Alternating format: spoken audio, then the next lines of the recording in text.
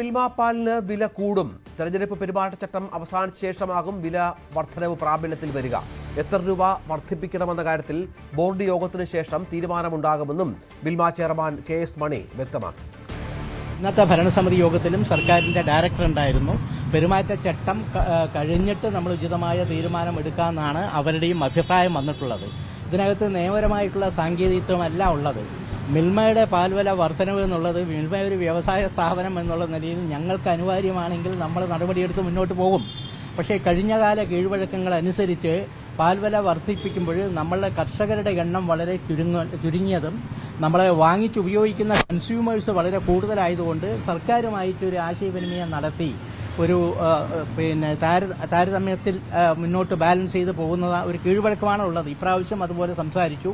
ഇപ്പോൾ തത്വത്തിൽ സർക്കാർ പാൽവില വർധനവിന് അംഗീകാരം നമുക്ക് മുന്നോട്ട് പോകുന്നതിന് അവർ സമ്മതം നൽകിയിട്ടുണ്ട്. ഇനിയിപ്പോൾ പെരുമാറ്റച്ചട്ടം ഉള്ളതുകൊണ്ട് അത് കഴിഞ്ഞ് നമ്മൾ പാൽവില വർധനവിൻ്റെ തീരുമാനം അടുത്ത ബോർഡിൽ തന്നെ അത് എടുക്കും എന്നുള്ള നിലപാട് എടുത്തുകൊണ്ടാണ് ഇപ്പോൾ മുന്നോട്ട് പോകുന്നത്. അല്ല, ധാരണയുണ്ട്. അടുത്ത ബോർഡ് യോഗത്തിൽ തീരുമാനിച്ച് പ്രൈസ് വില ചാർട്ടൊക്കെ നിശ്ചയിച്ചിട്ട് നമ്മൾ പരസ്യമായിട്ട് മാധ്യമങ്ങളോട് പറയാം.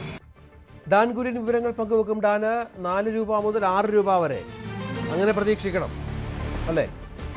തീർച്ചയായിട്ടും 4 രൂപയുടെ വർധനവായിരിക്കും പാൽവിലയിൽ ഉണ്ടാകുക എന്ന സൂചനകളാണ് പുറത്തു വരുന്നത്. എന്താ നിൽക്കുന്നതിനാൽ ഇപ്പോൾ ഇത് പ്രാബല്യത്തിൽ കൊണ്ടുവരാൻ കഴിയില്ല. അതുകൊണ്ട് തിങ്കളാഴ്ച തെരഞ്ഞെടുപ്പിന്റെ ഫലം കൂടി പുറത്തു വന്നതിന് ശേഷമായിരിക്കും പെരുമാറ്റച്ചട്ടം അത് മറികടക്കാൻ കഴിയുക, അല്ലെങ്കിൽ അതിന്റെ സമയപരിധി അവസാനിക്കുക.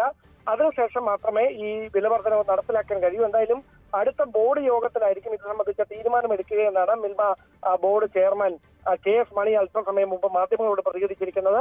അടുത്ത ബോർഡ് യോഗം തെരഞ്ഞെടുപ്പിന്റെ ഫലം പുറത്തു വന്നതിന് ശേഷം മാത്രമായിരിക്കും ചേരുക. ആ ബോർഡ് യോഗത്തിൽ ഒരുപക്ഷെ മെയ് 15-ാം തീയതിയോടെ ഈ ബോർഡ് യോഗം ചേർന്നുകൊണ്ട് ഈ വില വർധനവ് പ്രാബല്യത്തിൽ വരുത്താനാണ് സാധ്യതയെന്നാണ് നമുക്കിപ്പോൾ ലഭിക്കുന്ന സൂചനകൾ. കൂടുതൽ വാർത്തകൾക്ക് News 18 Keralam YouTube channel subscribe ചെയ്യുക.